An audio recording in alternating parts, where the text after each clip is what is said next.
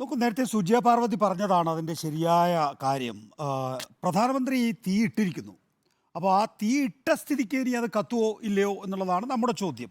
കത്തില്ല എന്ന് തന്നെയാണ് എൻ്റെ അഭിപ്രായം. പക്ഷേ 2001 സുജയ, നമ്മൾ മനസ്സിലാക്കേണ്ടത്, ഡൽഹിയിൽ നിന്ന് ആ, അഹമ്മദാബാദിലേക്ക് പ്രത്യേക വിമാനത്തിൽ പറന്നിറങ്ങിയ നരേന്ദ്രമോദി ഗുജറാത്ത് കലാപത്തിൽ തീയിട്ട ആളാണ്.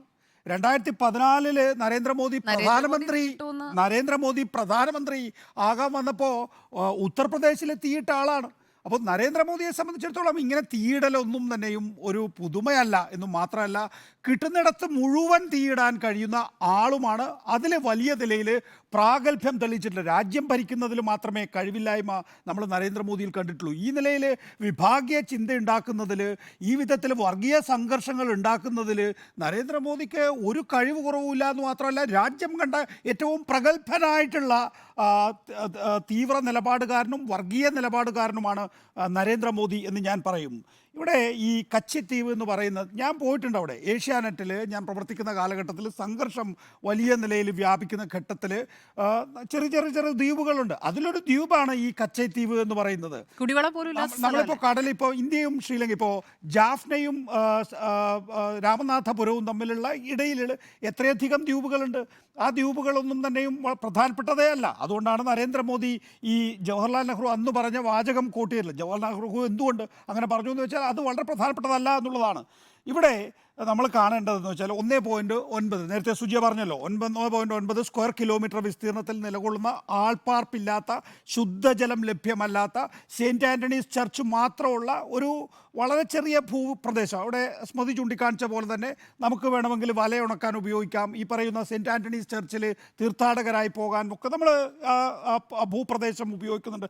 ശരിയാണ്, തമിഴ്നാടിനെ സംബന്ധിച്ചിടത്തോളം വൈകാരികമായ വിഷയമുണ്ട്. കാരണം നമുക്ക് കുറച്ചുകൂടി കടൽ മേഖല, മത്സ്യബന്ധനത്തിന് ആ ദ്വീപിൻ്റെ പ്രാധാന്യമല്ല, കുറച്ചുകൂടി കടൽ മേഖല വേണം എന്ന് നമ്മൾ സ്വാഭാവികമായും ആവശ്യപ്പെടും. അതൊക്കെ വൈകാരികമായി പല ഘട്ടങ്ങളിലും ഉന്നയിച്ചിട്ടുള്ളതാണ്. നമുക്ക് ഇവിടെ നമ്മൾ കാണേണ്ട ഏറ്റവും പ്രധാനപ്പെട്ട കാര്യം എന്താണ്? ദ ഹിന്ദു 1878 ദ ഹിന്ദു സ്ഥാപിതമായിട്ടുള്ളത്. ദ ഹിന്ദുവിൻ്റെ എഡിറ്റോറിയൽ ഇന്ന് വളരെ ഖണ്ഡിതമായി, ഞാൻ വിദേശകാര്യ സെക്രട്ടറിമാരെ പോലും കൂട്ട് ചെയ്യുന്നില്ല, ഹിന്ദു എന്ന് പറയുന്നത് തെരഞ്ഞെടുപ്പ് നേട്ടത്തിന് വേണ്ടി ഇത്തരത്തിലുള്ള കണ്ടൻഷ്യസ് മാറ്റർ ഉപയോഗിക്കുന്നത് അൺഹെൽത്തി ആയിട്ടുള്ള ട്രെൻഡാണ് എന്നുള്ളതാണ്. ഹിന്ദു അതിൻ്റെ എഡിറ്റോറിയൽ അവസാനിപ്പിക്കുന്നത് എങ്ങനെയാണ്? It is understandable. അതായത് രാഷ്ട്രീയ പാർട്ടികൾ ഇത്തരത്തിലുള്ള നിലപാടുകൾ എടുക്കുന്നതൊക്കെ മനസ്സിലാക്കാൻ സാധിക്കും. പക്ഷേ it would be extremely disturbing if the prime minister too joins the bandwagon എന്നുള്ളതാണ്.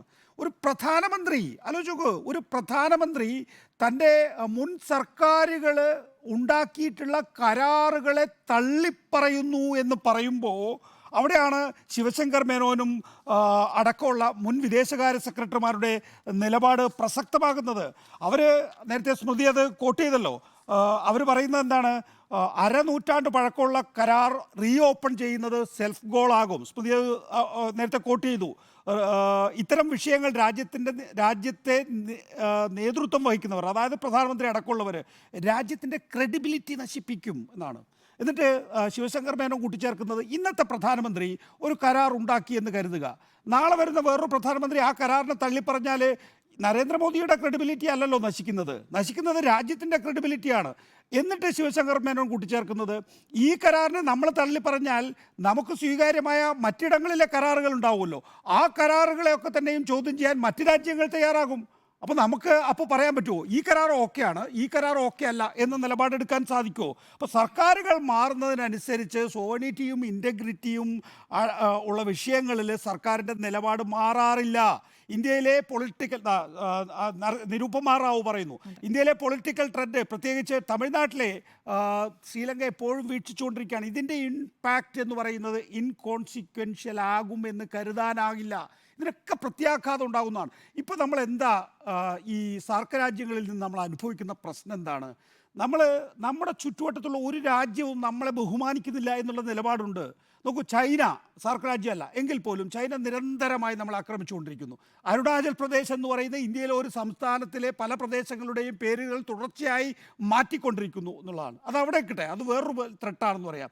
നമ്മുടെ രാജ്യത്തിൻ്റെ തൊട്ടടുത്തിരിക്കുന്ന പാകിസ്ഥാൻ ആയിക്കൊള്ളട്ടെ, അഫ്ഗാനിസ്ഥാൻ ക്ഷമിക്കണം, ബംഗ്ലാദേശ് ആയിക്കൊള്ളട്ടെ, ചെറു രാജ്യങ്ങളായ മ്യാൻമാറോ ഭൂട്ടാനോ ഒക്കെ ആയിക്കൊള്ളട്ടെ, നമ്മളോടൊരു ആദരവ് പ്രകടിപ്പിക്കുന്നില്ല എന്നുള്ളതാണ് പ്രശ്നം. നമ്മുടെ ചുറ്റുവട്ടത്തുള്ള രാജ്യങ്ങൾ നമ്മളെ ബഹുമാനിക്കുന്നില്ലെങ്കിൽ ലോകം എങ്ങനെ നമ്മളെ ബഹുമാനിക്കും? നമ്മുടെ ഒരു വലിയ വിപണി ഉണ്ട് എന്ന് വിചാരിച്ച് ഒരുപക്ഷെ അമേരിക്കയും ഫ്രാൻസും ഒക്കെ തന്നെയും നമ്മൾക്ക് ഇപ്പോൾ ഒരു റിപ്പബ്ലിക് ദിന ആഘോഷത്തിൽ ഇവർക്കൊക്കെ പങ്കെടുക്കണം എന്ന് പറഞ്ഞാൽ അവർ ഇട്ട കുപ്പായം ഇട്ട് വരുമായിരിക്കും. കാരണം അത് ഇന്ത്യ ഒരു വലിയ മാർക്കറ്റ് ആയതുകൊണ്ടാണ്. പക്ഷേ വിദേശ നയത്തിൽ എപ്പോഴും ശ്രദ്ധിക്കപ്പെടുക നിങ്ങളുടെ തൊട്ടടുത്ത രാജ്യം എങ്ങനെ നിങ്ങളോട് പെരുമാറുന്നു എന്നതിനെ അടിസ്ഥാനപ്പെടുത്തിയാണ്.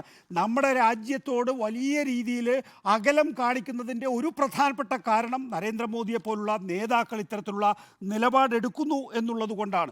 ഇവിടെ പ്രധാനമായിട്ടുള്ള കാര്യം നേരത്തെ ചൂണ്ടിക്കാണിച്ചത് തന്നെയാണ്. അതായത് എങ്ങനെയാണ് 1803 മുതൽ രാമനാഥപുരം രാജാവിൻ്റെ സെമിനാരിലായിരുന്നു കച്ചദ്വീപ് എങ്കിൽ തന്നെയും നമ്മൾ പല ഘട്ടങ്ങളിൽ അത് പരിശോധിക്കുകയുണ്ടായി. അത് പരിശോധനയിലൂടെയാണ് ആദ്യം ജവഹർലാൽ നെഹ്റു സർക്കാർ, പിന്നീട് ഇന്ദിരാഗാന്ധിയുടെ സർക്കാർ ഇക്കാര്യത്തിൽ നിലപാടെടുത്ത്. ഞാൻ 3 കാര്യങ്ങൾ പറയാം. ഒന്ന്, 1874-76 സർവേ കച്ചദ്വീപ് ശ്രീലങ്കയുടെ ഭാഗമാണ് എന്ന് വ്യക്തമാക്കിയിട്ടുണ്ട്.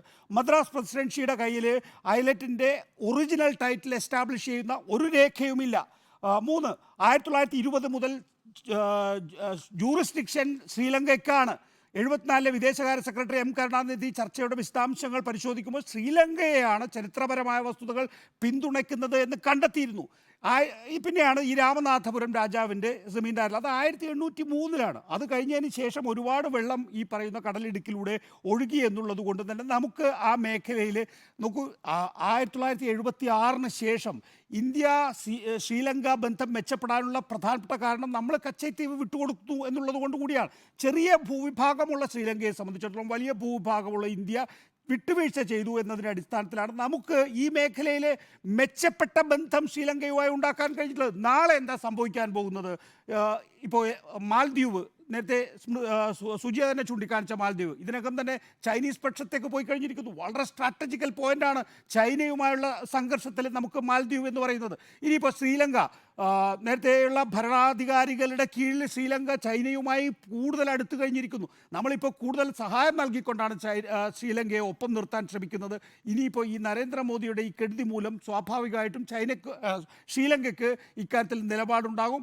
അതുകൊണ്ട് ഒരു സാധാരണ രാഷ്ട്രീയക്കാരൻ എടുക്കാൻ പാടില്ലാത്ത നിലപാടാണ് ഇന്ത്യയുടെ ഏറ്റവും ഉയർന്ന എക്സിക്യൂട്ടീവ് എടുത്തിരിക്കുന്നത് എന്നുള്ളത് കൊണ്ട് തന്നെ ഇത് ഒട്ടും അംഗീകരിക്കാൻ കഴിയില്ല. മുൻകാലങ്ങളിൽ എപ്പോഴെങ്കിലും നമുക്ക് ഈ ചർച്ചയിലിരിക്കുന്ന 4 പേരോട്, ഞാൻ അടക്കമുള്ള 4 പേർക്ക് എപ്പോഴെങ്കിലും നമ്മളുടെ മുൻ സർക്കാർ ഉണ്ടാക്കിയിട്ടുള്ള ഒരു കരാറിനെ ഒരു പ്രധാനമന്ത്രി തള്ളി പറഞ്ഞിട്ടുണ്ടോ?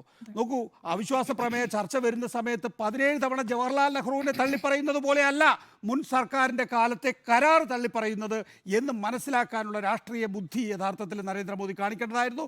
തമിഴ്നാട്ടിലെ ചില്ലറ വോട്ടുകൾ 19-ാം തീയതി തെരഞ്ഞെടുപ്പിന് പോകുമ്പോൾ തമിഴ്നാട്ടിലെ ചില്ലറ വോട്ടുകൾക്ക് ഒരു പ്രധാനമന്ത്രി ഇങ്ങനെ തരം താഴരുതായിരുന്നു.